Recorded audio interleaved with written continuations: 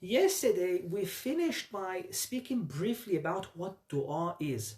We said dua is not mentioning a few words, it's not reciting something you find in the dua book.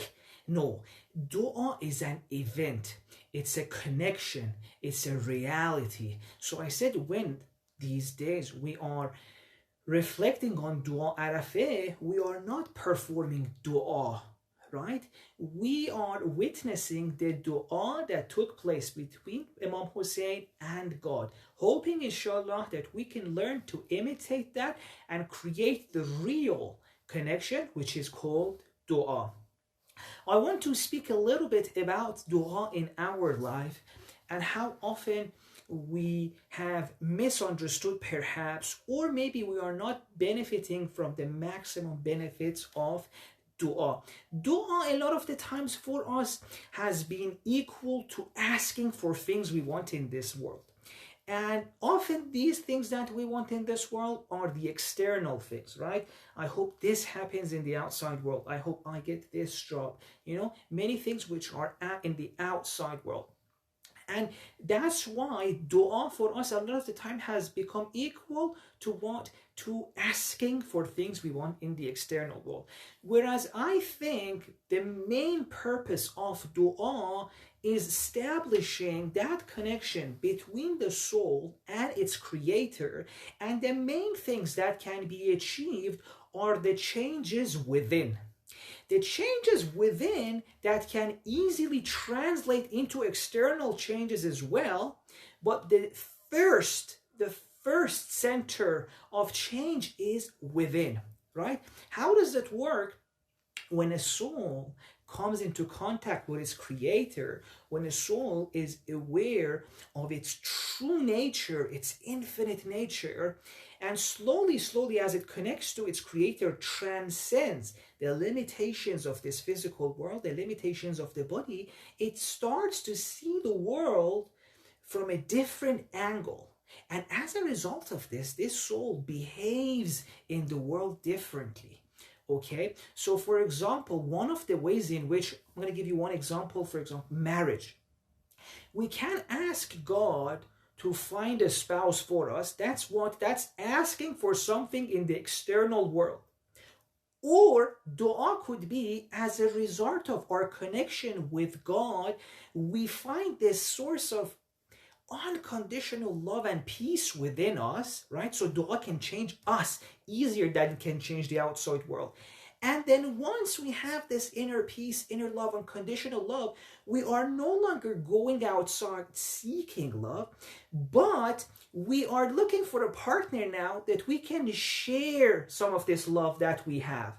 And as a result of this inner change from a person who's looking for someone to calm them, to give them love, to take care of them, to a person who has now unconditional peace and love inside, but it just wants to be with someone so they can share this love. It's overflowing. This person is going to find it easier to even find the spouse they want in the world as well. So you can see that the inner change can lead to outside external changes as well. But the main function of the dua is not perhaps to change the outside world, but to change inside. And this is why it is very good to use all sorts of opportunities to create this connection of dua, this connection with God. And a lot of the times we think that we have to wait for a special occasion, it has to be a special night, etc. Today I want to say one of the best occasions for establishing this connection is when you catch yourself with something you don't like, with a shortcoming, with something that needs healing. For example, jealousy, right? A lot of the times we have problem admitting that we are jealous, or I don't know, we have this shortcoming, or sometimes let's say I'm like, I don't love God, or I have this addiction to this thing, I have this issue, I have this problem. All of these are great opportunities to establish dua. Imagine the moment happens, something triggers your jealousy, something triggers, I don't know, that insecurity you have, that addiction you have. Perfect time, right? That moment, establish connection with your Lord. Be like, God, I just saw this jealousy inside me, and can you heal this for me? And you'll see that slowly, these things which were annoying you before that turn into this opportunity for you to establish a beautiful connection with your Lord, and slowly you will see the healing work of our beautiful and loving God taking place inside your soul. Okay, having said that about dua, let us slowly enter to dua Arafah, which is the second session. And if we don't talk about the dua, some people may get upset. Okay, so the first paragraph that we are faced with when we open our books and look at dua Arafah starts like this. I'm going to read a few lines and then we'll talk about it together. الحمد لله الذي ليس لقضائه دافع ولا لعطائه مانع ولا كصنعه صنع صانع. Praise be to the Lord whose decree, whose ordinance cannot be repelled by anyone, whose gifts cannot be stopped, whose making, whose creation is not like the creation of any other creator. Then later on, after a few lines, we have فلا إله غيره. There is no Lord but him. ولا شيء يعدله. There is nothing like him. وليس كمثله شيء. Nothing is even like the likeness of him. هو السميع البصير اللطيف الخبير هو على كل شيء قدير. He has power over everything. No one can create like him. Wow. It seems like, by the way, for us, I want to make this very clear. For us, when we're reading this, these concepts may be a little bit forced, right? Like now, it may not be natural for me to say, oh, praise be to the Lord, because there is no one that can create like him, or no one can stop his decree. It may be a little bit forced, maybe. But we have to pay attention to this fact that these are the reports of a real event that took place, right? What am I saying? Imam Husayn had an experience, a religious experience during this dua, an encounter with the divine, right? And he's looking at the world in a different way. Right now, when we look around us, usually what do we see? We see the asbab, the things that God has created, right? We see the chair, we see the doctor, we see the house that makes us warm. We're living in the asbab world, the things that God has created. But sometimes during a religious experience or a spiritual moment, we see the hidden forces behind us, the hand behind all of this that has created all of this, right? Sometimes they give the metaphor of you're seeing a pen right? Like let's say someone's writing a calligraphy. You can either look and see the pen is writing, or see, no, the hand is moving the pen, or realize, no, there's a soul inside an individual there who has trained himself or herself to write this calligraphy. So often in this world, we see the pen. But now Imam Husayn has gone beyond, and when he says, Alhamdulillah, alladhi laysa liqada'ihi dafi' wa kasunihi sun'u sani', he is not just saying some words, he is reporting, like this is the natural expression of the way he is seeing the world, right? So I want us to bear this in mind. This is not forced, this is not a concept, this is not theology. He looked at the world and he saw the hidden hand behind it and he said, wow. So this is what it was all about. This is the hidden force behind it all. This is the hand that is making everything possible.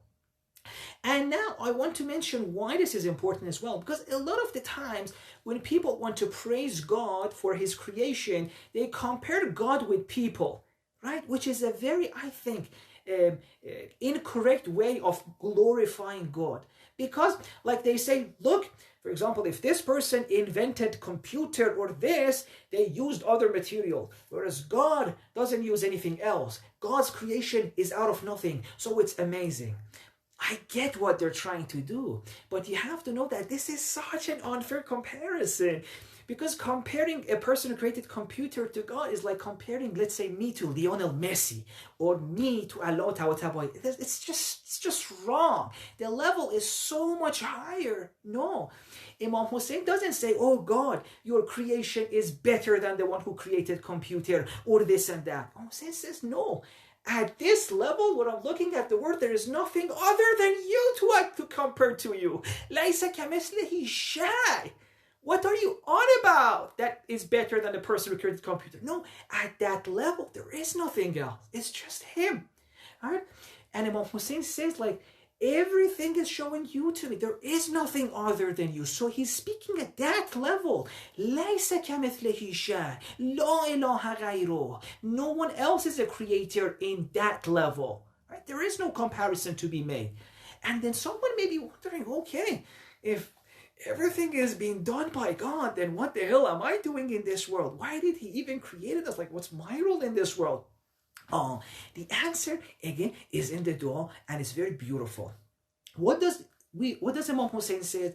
One of the description Imam Husayn gives for God is Jazi kulla sani'. Jazi kulla sani'. You are the one who has given us as well a little bit from this power of creation. So, wow.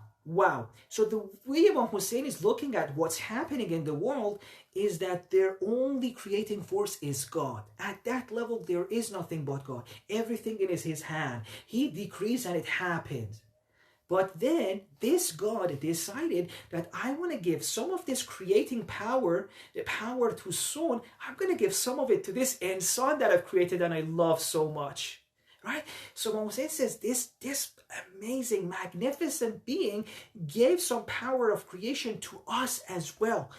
But he says, you have to know the power to create, which is basically whatever we do. When you act, when you speak, you're creating. Every word we put out there is a creation, right? Speaking is one of the most manifest forms of creation.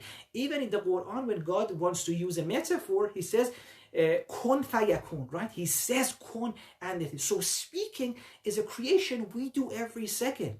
And we have to know that every decision we make, every word we say, we are practicing God-given power of creation. It's very important. And that's why he says, وَجَازِ كُلَّ صَانِعٍ. Every act we do has consequences. Because be careful. You're not a small thing. You are being a creator in everything you do. Right? So you're using God's power. Be careful with it. You can create a beautiful world, or you can create hell with it. Right? Every word we say can either make the world a better place or can create insecurities in someone, can break a heart. You know, sometimes even two countries have gone into war because someone hurt a ruler who has insecurities. See, words are powerful. Do you know how many people who had many great dreams, who could save the world, change things, stopped doing so because when they were a child, someone told them, you can't do it. And they used their God-given power of creation to say a word that changed the world for a worse place. So Imam is saying, God is the creator, but he gave some of this to you. And of course, our power is limited. So we're going to be facing challenges that may be bigger than the power we have at that time.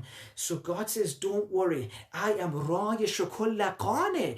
If you're content with the power you have and you use it well, God will enrich you and give you further power. But what if I still can't handle the challenges? He says, don't worry. وراحم كل ضارع. I listen to you when you're struggling, when you're having difficulty. If you come to me, I will hear you, Imam Husayn is saying, right? So it's given us this power, but if the power is not enough, if we go and we hit a challenge, we're faced with difficulties, God is there for us. He will help us. He'll listen to us. He'll hear our pain. And then the beautiful things he says, remember, لا تخفى عليه الطلائع. Nothing will be unhidden from him. He knows everything that you're doing. He's there throughout with you. All the challenges, all the worries, he knows all of them. And oh my God, even better than that, وَلَا تَضِيءُ عِنْدَهُ الْوَدَائِعُ. Even the smallest thing you do, he's keeping account. The smallest thing you do, not He's keeping account to punish. Throw that away. No, He's keeping account to appreciate it. You were there for your parents when no one else was appreciating. You were there for your children who is in a difficult time, so cannot appreciate you. None of this is wasted. God will appreciate all of this. And my phone is telling me our 15 minutes is over. So inshallah, I will see you tomorrow with the continuation of our 15-minute commentary. Stay blessed and keep us in your du'as. This inshallah will be available on Instagram and in a few hours on YouTube. Wassalamu alaikum wa rahmatullahi wa barakatuh.